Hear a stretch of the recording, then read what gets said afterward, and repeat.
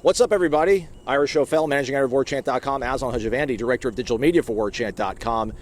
Middle of a freaking steaming hot field. It's hotter than two rodents making whoopee in a wool sock or something like that. But it's okay because Vitamin Energy is in my system, everybody. The Vitamin Energy Hydrate Plus, Ira, which not only gives you 260 milligrams of all natural caffeine, it also gives you all the vital nutrients and electrolytes that you need when you're sweating your tail off out here. It really is God's nectar. I mean, I think that should be their saying because it will take care of you. It'll get you going, but also keep you hydrated. That's awesome. Absolutely. Warchant BOGO, that's the promo code. Use it over at vitaminenergy.com. Buy one, get one free. Ira, I don't want to keep complaining about the heat or whatever, but that was the first thing out of Mike Norvell's mouth. Yeah. And he wasn't complaining about it. He was embracing it. He's like, sometimes you get what you ask for, and they got it. And they asked for it, and they got it. Yeah, that's one of the biggest reasons he comes over here. We talked about it a little bit yesterday, is to get what they got today.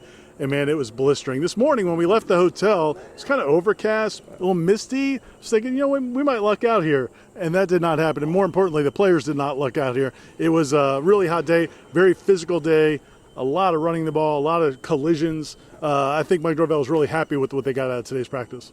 I really wish I would have been able to ask him about the run game. The run game, to me, shined. Yeah. That's something that's been looking really good all practice long. It seemed like there might have been maybe a little bit more of an emphasis on it. And everybody was getting involved, and sometimes it was mostly guys running through open space created by offensive linemen. Other guys were able to squirt through the holes and make their own kind of plays out of nothing. How impressed have you been by the run game, or maybe today, or by the entire camp so far? Early on I was pretty impressed, and then the defense seemed to rise up and kind of take control. And I thought today was a little bit of back and forth. You'd see plays made in the backfield. You see linebackers and safeties even coming up, defensive linemen penetrating, making plays in the backfield, and you'd see some tackles for losses or stops for no gain. But then you'd see Jalen Lucas spring out for a 40-yard run. Sam Singleton, another big day for him. We have a story on the website about him, Matt Lassere wrote today, and he had another couple of really big runs today. But also, Roydell Williams, the more physical runs. Lawrence Toafili, Cam Davis had some nice runs. The whole group is contributing. And I asked Mike Norvell towards the end of the interview about the offensive line and what they're doing in the run game, and he's very, very happy. Now, again, it's not like they're going to win every time. The defensive line's really good. That front seven's very good. But they're winning their share. And when they get them, man, those backs can fly. You also asked them about a period where the physicality was really on display. I too, Ira, thought it looked like what we know as board drills. Back in the day. I guess it's a goal line drill, but it was mano-a-mano, maybe 1 yard between a defender and an offensive player, and they went at it. They locked horns. I was able to look at one of the monitors that's like the eye in the sky. This guy, the resourceful Eddie over here. Jaden Parrish had a big win. So did D.D. Holmes, Patrick Payton, Conrad Hussey. Shout out to a Jamori Flagg. I didn't know what kind of expectations I had for him, and man, he's living that freshman Odell Higgins experience right now, but he had a good rep, and Odell was really excited for him. And then Jalen Early had a really good roar when he was able to get past the defender in front of him. Yeah, an offensive lineman lining up against a defender as though he was like toting the ball and having to go through there. How happy do you think ultimately, we talked about a little bit at the beginning, but how happy do you think Mike Norvell was ultimately to get back out here to UNF? They were at the Jax facility yesterday, to get on this field and put themselves through this kind of level of practice, because it has to pay dividends. Yeah, no, I think he's really happy. And also, it seemed like, knock on wood, we don't think there's anything significant injury-wise, which can be a trouble sometimes when you go on a different field. This is not their field. They don't get to take care of it 365 days a year, so you always wonder if it's going to be okay, especially with all the rain they had. And, I think they got through it unscathed. The physicality was great. He also said that yesterday's practice, which I thought was a good practice, he said the outputs in terms of what they track with the GPS, in terms of energy output, speed, power, was one of the best practices they've had all camp, which is impressive because, again, they're into the dog days now. Yeah. You're over 2 weeks into practice. Day 13 today, yeah. Yeah, and so now they have a scrimmage on Saturday. They'll have tomorrow off. But yeah, man, I think he's got to be really happy with this. And again, it's not like they're a ready-made product. The passing game's still not great. The DBs have been incredible. We talked to Ron Dugans after practice, watched that interview. He talked a lot about his receivers individually and as a group. And he said that yesterday, we had wrote about it and talked about it yesterday, of how well the defensive backs played.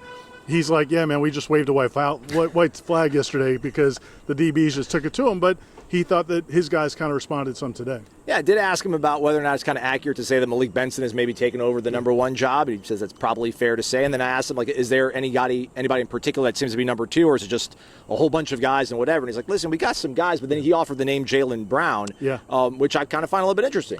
Yeah, I feel like the last couple of days have been pretty good for him. He had a few nice catches yesterday, and then again today, I think he had one in the red red zone that was really nice. Tip drill, I think. Like Yeah, it actually went yeah, off the yeah. hands of a tight end that got jostled by a defender, and then Jalen Brown was there to bring it down. Yeah, so I think he's improving. But the big thing with him, and Dugan's talked about, is now you got to get some physicality about you, because the running game is going to be a huge part of this offense, and those receivers and tight ends have to be able to block, or they're not going to be able to get on the field. And so I think that's going to be the big thing for him, Elijah Williams, and those other young receivers to get on the field. Elijah Moore. Roydell Williams. Yes.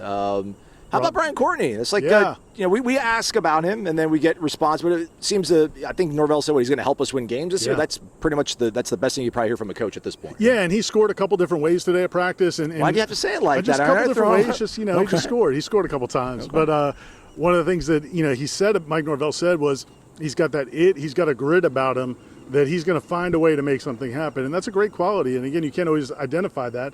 Brian Courtney's not the fastest dude out there, not the strongest dude, not the tallest dude, but he finds a way to make plays, and I think they really want to. We've seen signs of that a little bit the last season, but I think they want to. It sounds like he thinks he's going to be a much bigger part of the offense. Yeah, and he also called Amari Williams and Landon Thomas, not by name, but so we've got a couple of freshmen that are special, so Yes. keep your fingers crossed on that. Also, we got some clarity that at least we can kind of share and Yes. maybe talk about Marvin Jones Jr. Right. There's a lot of questions about whether or not he was at practice or was out at practice, rather, the first couple of practices. We'd shown him on video that he was able to go through some drills yesterday. He just wasn't mentioned much in our practice reports. Norvell kind of clarified why that is. Yeah, so the day before camp, he said Marvin Jones Jr. He said had an outstanding summer. They were super fired up about him in camp. That's why Gene and I put him at number 1 in our preseason top 40. Ira. The day before camp started, he was getting some extra work in and turned his ankle. Nothing serious, but just it was precautionary, and they know what he is athletically. So the first week and a half, they really took it slow with him, rehabbed him back. In the last week, he's been practicing, and you're seeing him again. You've been seeing him in the videos that Aslan puts out. We've mentioned him a couple times in practice reports. And yeah, man, based on the summer he had, and he made great strides in the spring.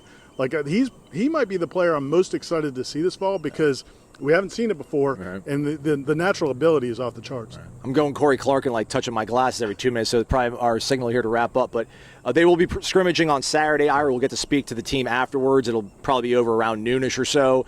What kind of questions do you want to ask? What kind of stuff do you hope to maybe hear, do you think, if you're a fan after the scrimmage, number 2? It sounded like the first scrimmage was really dominated by the defense, other than that one drive out and forward that I had to ask you about. But otherwise, the defense really controlled that first scrimmage. I think the big question is going to be, we know this defense is going to be good. I feel like after 2.5 weeks, we know this is a good defense. It's going to be a very good college football defense.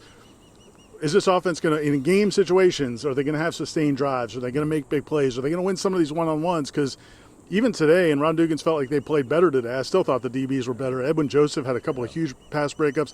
Even when things look like they might be open, right. These DBs close on the ball really quickly and time their PBUs really well, and it's just been impressive to see. So I think that, to me, is the biggest question. Can they move the ball consistently, and can these receivers make big plays? Right. This, but just a morsel of what's available over at Warchant.com. Full observations. There's interviews with Coach Norvell, Coach Dugans, KJ Kirkland, and Aaron Hester.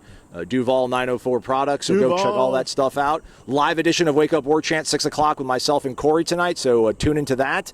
And the Jeff Cameron Show, Friday, 1 to 3 o'clock. We'll get you going, keep you tided over until we get to that scrimmage on Saturday, which we'll have a full wrap-up of over on Warchant.com. Recruiting stuff, too, I'm sure, going on. Yeah, man. I got Henshaw's house locked and loaded coming, talking about preseason camp, and a lot of good stuff. Stay connected to Warchant.com. All right, let's get back on I-10. Let's get in some AC. Let's get him a Diet Coke. Let's get me his bottled water, spring water. And we both need some vitamin energy. We do need vitamin energy. Go check it out, vitaminenergy.com, promo code WARCHAMPBOGO, WARCHAMP, B-O-G-O. He's Ira, I'm Aslan. Thanks for watching. Stay connected to WARCHANT.com.